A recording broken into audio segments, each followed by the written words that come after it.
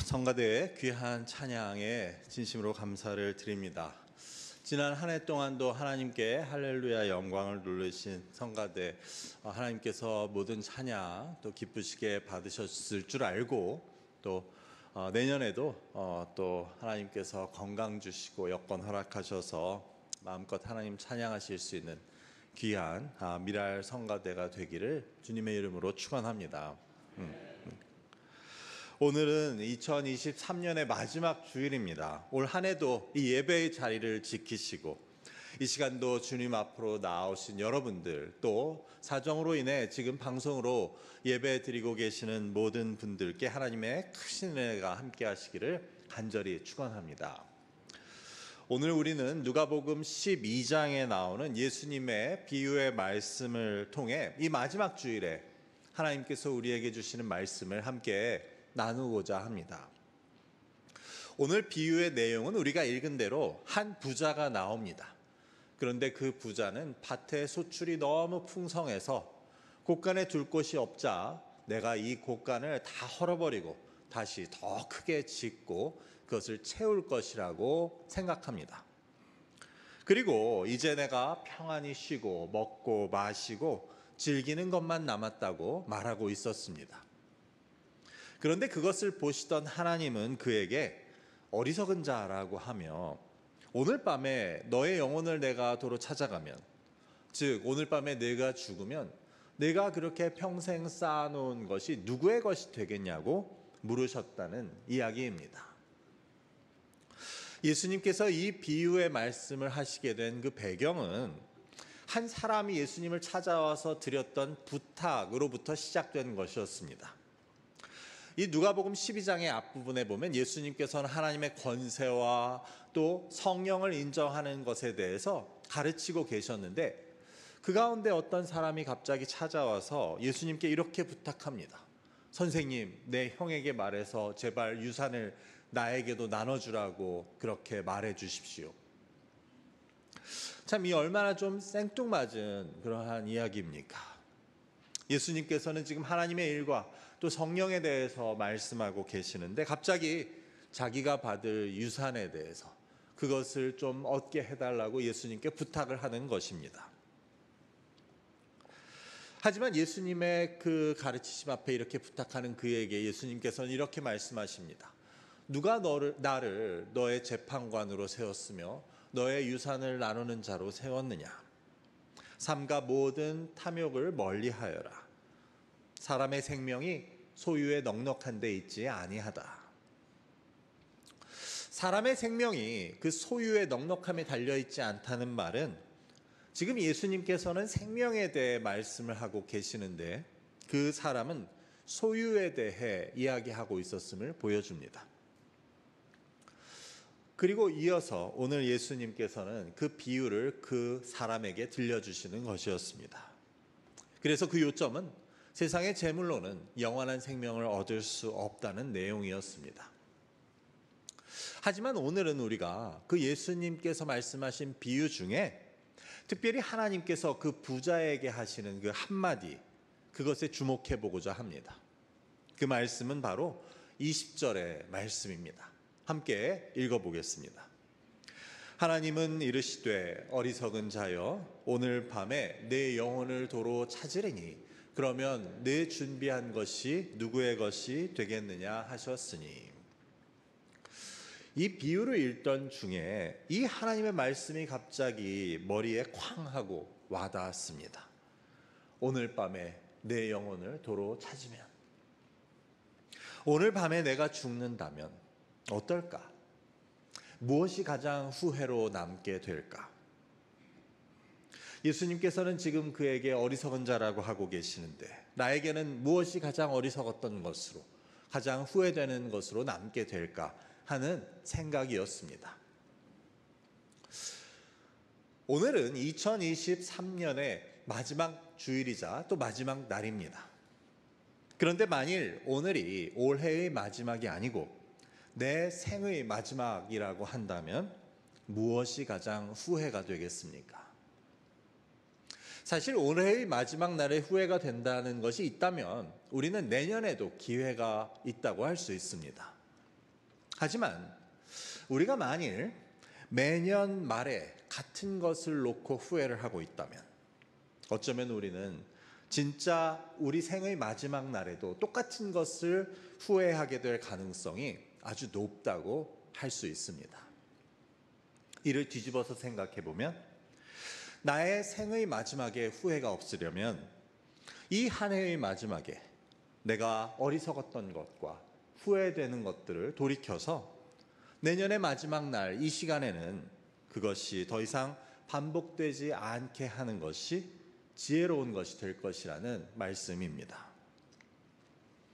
그래서 우리가 만일 올 한 해 후회되는 것들, 잘못한 것들을 돌이켜서 내년에는 같은 후회를 하지 않을 수 있다면 우리는 그제서야 우리의 생의 마지막에 가서도 후회가 없을 수 있고 어리석지 않은 지혜로운 자라는 말을 들을 수 있을 것입니다.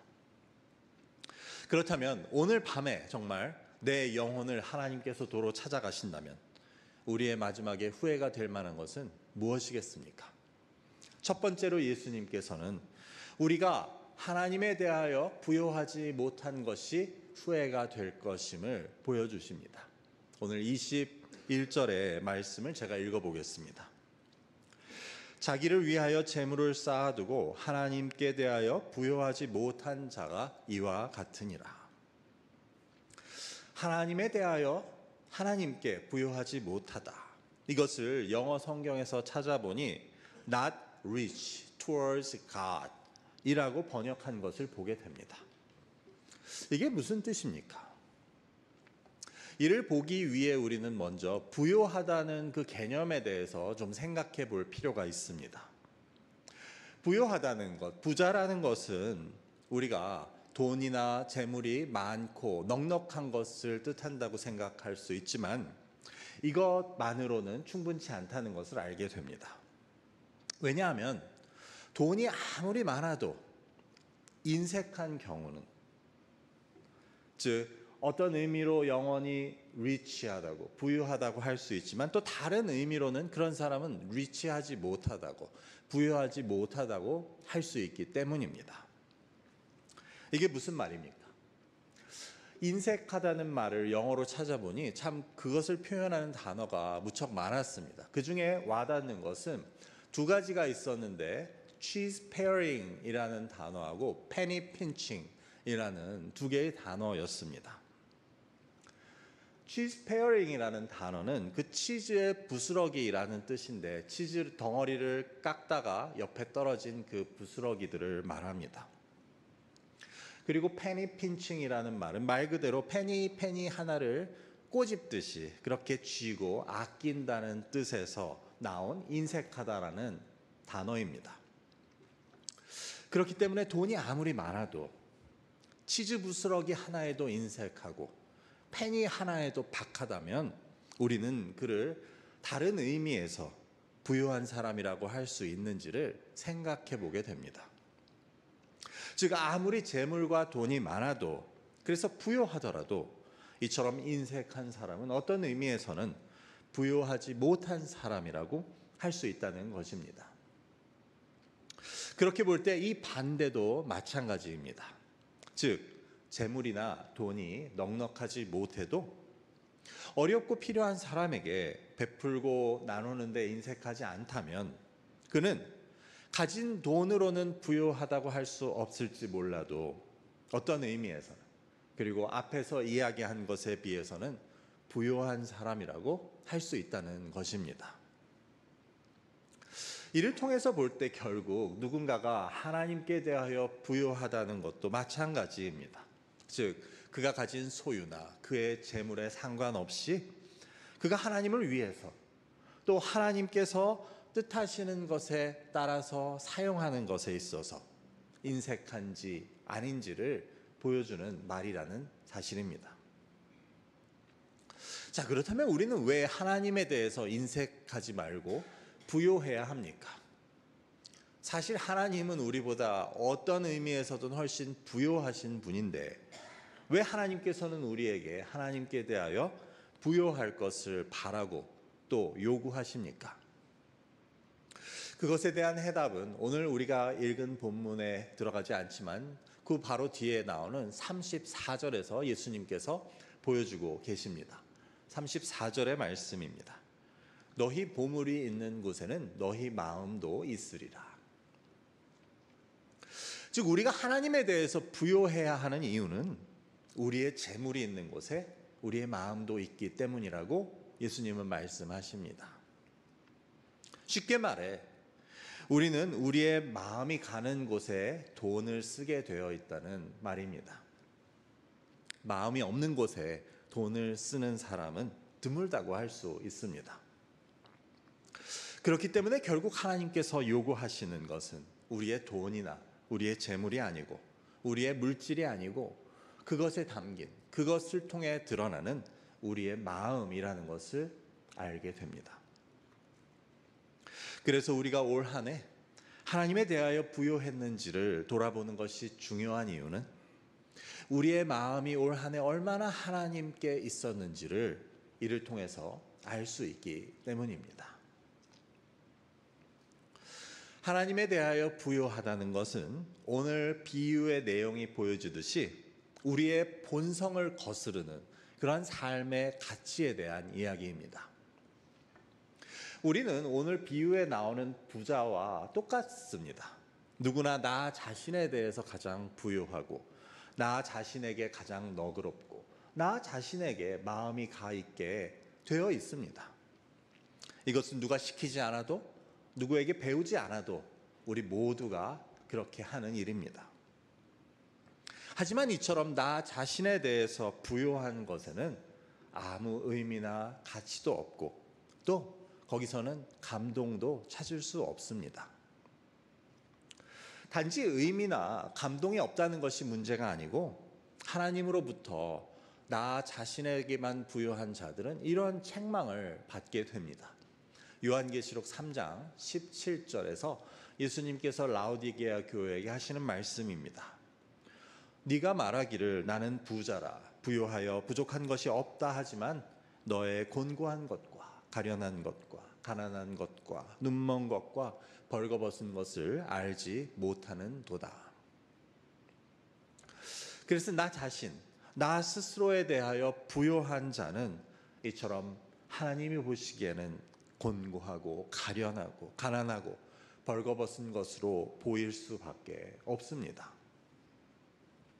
반면에 하나님에 대해서 부요하여서 하나님이 말씀하신 이웃을 위해 고아와 과부와 나그네를 위해 그리고 하나님의 나라를 위해 그 가진 것을 쓰는 그러한 사람들은 결국 우리의 마지막에 그 물질이 다 없어지고 그 아무리 많아도 하나도 소용없게 되는 그 날에도 남아있는 우리의 삶의 의미와 감동을 통해서 그리고 하나님께서 기억하시는 것을 통해서 그것이 영원히 남게 되는 그러한 것을 우리가 가지게 된다는 것, 그것을 우리는 깨닫게 됩니다.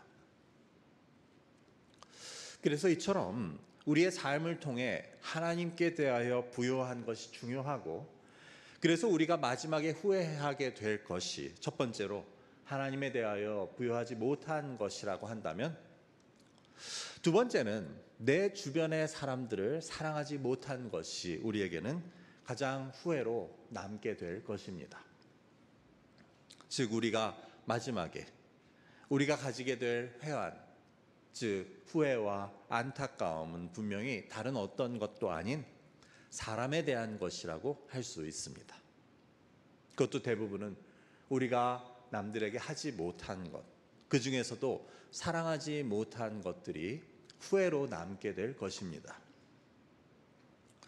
그렇다면 목사님은 어떻게 나의 마지막 날에 남게 될 생각을 알 수 있습니까? 그것을 알 수 있는 방법은 나의 가까운 사람의 마지막을 통해서 우리는 나의 마지막도 어떻게 될지를 경험하고 알게 됩니다.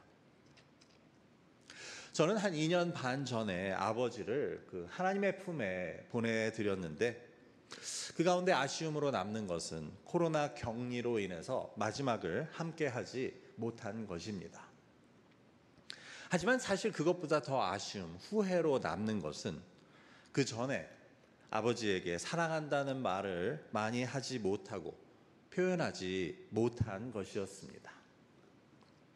사실 여러분도 아시겠지만 부자간에는 아버지와 아들 사이에는 당시 정서로는 그렇게 사랑한다는 말을 하는 것이 그렇게 쉽지는 않았던 것으로 기억합니다. 그런데 가만히 생각해 보면 단지 사랑한다는 말을 많이 하지 못한 것이 문제가 아니고 실제로 더 많이 사랑하지 못한 것이 후회로 남게 되는 것 같습니다. 내가 아버지랑 무엇을 같이 해보지 못한 것이 후회로 남는 것도 아니고 내가 아버지에게 무엇을 못 해드린 것이 후회로 남는 것도 아니었습니다. 대신 더 많이 사랑하지 못하고 표현하지 못했던 것이 참 돌이킬 수 없는 후회로 남게 되는 것을 느낄 수 있었습니다. 그래서 이것은 나 자신의 마지막에서도 똑같이 마찬가지일 것입니다. 오늘 나의 영혼을 하나님께서 도로 찾으신다면 우리가 사람들을 더 많이 사랑하지 못한 것이 가장 후회가 될 것입니다. 그래서 내가 아는 사람들, 내 주변에 있는 사람들, 내 교우들, 내 가족, 내 동산원들과 더 많이 이야기해보지 못하고 더 많이 알지 못하고 더 많이 사랑하지 못한 것이 가장 후회가 될 것입니다. 사랑하지 못한 것만큼 후회가 될 것이 없다는 사실은 무엇을 보여줍니까? 우리의 마지막에 그것이 가장 후회가 될 것이라는 사실은 무엇을 이야기해주고 있습니까? 그것은 사람들을 사랑하는 것이 우리의 삶에 있어서 얼마나 중요한 것인지를 보여줍니다. 우리의 삶을 통해 우리가 간직하게 되고 영원히 남게 될 의미는 바로 우리가 우리 주변의 사람들을 사랑한 일에 있다는 것을 우리는 기억해야 합니다. 저는 얼마 전에 말씀을 묵상하며 과연 하나님께서 뜻하시는 이 땅에서의 우리의 행복, 이 땅에서의 우리의 삶의 의미는 어디에 있는가를 묵상하던 중에 그것은 바로 사람이라는 결론에 이르게 되었습니다. 즉 우리에게 있어서 가장 중요하고 제일 소중한 것은 사람입니다. 일도 아니고 소유도 아니고 업적도 성공도 성장도 아닙니다. 다만 우리에게는 사람이 제일 중요합니다. 일단 이것은 우리가 성경을 통해서도 알 수 있습니다. 하나님께서는 하나님에 대한 사랑, 우리에게 하나님을 사랑하라고 하시면서 그 사랑을 바로 우리가 우리 주변 사람들을 사랑함을 통해서 드러나고 또 행하기를 그렇게 원하십니다. 뿐만 아니라 예수님께서 이 땅에 오셔서 한 일들도 가만히 보면 예수님에게 있어서 가장 중요한 것은 바로 사람이었습니다. 한 사람 한 사람 예수님을 찾아오고 예수님이 만나셨던 병들고 가난하고 억울한 사람들, 그들이 예수님에게는 가장 중요했습니다. 그래서 예수님께서는 이 땅에 오셔서 다른 엄청난 위대한 업적을 남기시거나 길이 남을 만한 책을 쓰신 것이 아니었습니다. 다만 내내 사람들을 만나시고 그들을 고치시고 가르치시고 위로하시고 도우시다가 결국 그 사람들을 위해서 십자가에서 죽게 되셨던 것입니다. 그것이 예수님이 하신 일이었고 그 중심에는 사람이 있었습니다. 38년 전 중풍병자, 혈루병을 앓던 여인, 손가락질 받고 왕따 당하던 삭개오, 간음하여 돌에 맞아 죽을 뻔한 여인, 7 남편을 두고 사람들의 눈을 피해 낮에 물을 길러 나왔던 사마리아 여인, 그들 모두가 바로 예수님께서 가장 귀하게 여기신 존재들, 사람들이었습니다. 예수님은 그 사람들을 고치기 위해 안식일을 어기기도 하셨고 또 그들의 편에 서서 그들을 변호하기 위해 유대 종교 지도자들과 논쟁을 벌이시기도 합니다.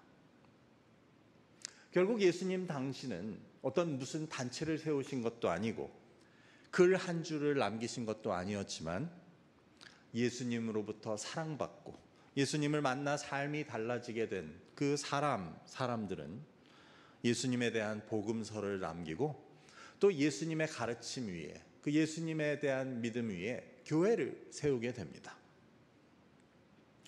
결국 우리는 사람들을 사랑하셔서 그들을 위해 목숨을 내어주신 예수님의 삶 자체가 그 어떤 의미나 가치, 업적보다도 중요하며 결국 영원히 남게 되었다는 것을 우리 자신의 모습을 통해서도 알게 됩니다.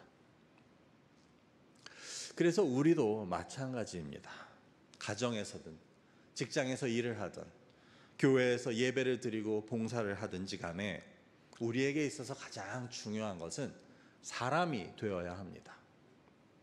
사역이 중심이 되거나 사역을 위해서 사람을 이용해서는 안 됩니다. 효과나 성공을 고려해서 사람들을, 효율이 떨어지는 사람들을 배제해서도 안 됩니다. 일이 지연되고 늦어지더라도 함께 일하는 사람을 가장 중요하게 생각할 수 있어야 하고, 그래서 같이 돕고 세워가며 함께 일하고 함께 살아가는 것이 무엇보다도 중요한 일입니다. 가정이나 직장에서도 그렇지만 교회에서는 말할 것도 없습니다. 사실 교회같이 이렇게 다양한 사람들이 모인 공동체는 우리가 밖에서는 찾아볼 수 없습니다. 근데 그것은 그만큼 무엇인가 같이 하기가 쉽지 않다는 뜻이 되기도 합니다. 그러다 보니 일이나 봉사나 어떠한 속도가 중요한 것이 되다 보면 도움이 되고 또 마음에 맞는 사람들하고만 함께 하게 될 수도 있습니다. 하지만 우리는 생각해 보아야 합니다. 과연 예수님이셔도 그렇게 하셨을까? 예수님은 수천 명의 사람들이 예수님을 앞에서 기다리고 있어도 기도를 바라고 오는 그 한 어린아이를 안고 기도를 해 주십니다. 근데 그때 제자들의 태도는 어떠했습니까?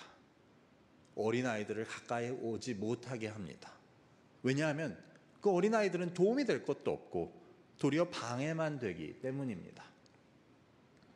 어린아이들이 헌금을 하는 것도 아니고 일을 하는 것도 아니고 옆에서 떠들어만 대면 방해가 되기 때문입니다. 우리는 교회 일을 하며 우리 삶의 전반에서도 우리에게 이 제자들과 같은 모습이 있지 않은지 돌아볼 수 있어야 합니다. 애들은 가라고 하는 대신, 당신은 그냥 가만히 있는 것이 도움이 된다고 하는 대신 그들을 끌어안고 또 그들과 함께 가고 함께 하는 것이 필요하고 중요하다는 것을 기억해야 합니다. 왜냐하면 우리의 삶에서 또한 우리의 믿음에서 사람보다 중요한 것은 없기 때문입니다. 심지어 우리가 지금 드리고 있는 예배조차도 사람보다 중요하지 않습니다. 우리가 예배를 제대로 드리겠다고 사람을 배제하고 사람에게 상처를 준다면 하나님은 그 예배를 받지 않으십니다. 하나님이 받지 않으시는 예배가 아무리 멋있고 아무리 엄숙하고 조용하게 드린다고 무슨 소용이 있겠습니까?